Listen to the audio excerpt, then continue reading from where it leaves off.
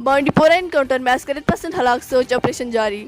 बांडीपोरा जिले में चंदजी के दर्दगुन इलाके में जंगजू और सिक्योरिटी फोर्स के दरमियान जारी तसद्दुम में एक नामालूम जंगजू मारा गया।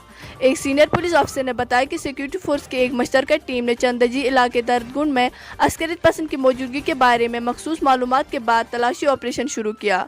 उन्होंने कहा कि जब सिक्योरिटी फोर्स मुश्तबा मुकाम के करीब पहुंचे तो छुपे हुए अस्करित पसंद ने उन पर फायरिंग की, जिसका जवाबी जवाब दे गया, जिससे एक इनकाउंटर शुरू हुआ। दरअसल जम्मू व कश्मीर पुलिस ने एक ट्वीट में भी इस बात की तस्दीक की है कि एक नामालूम जंगजू मारा गया और इस इलाके में सर्च ऑपरेशन जारी है। देखिए बिल्किस के साथ बांडीपोरा से तौसीफ अहमद की रिपोर्ट।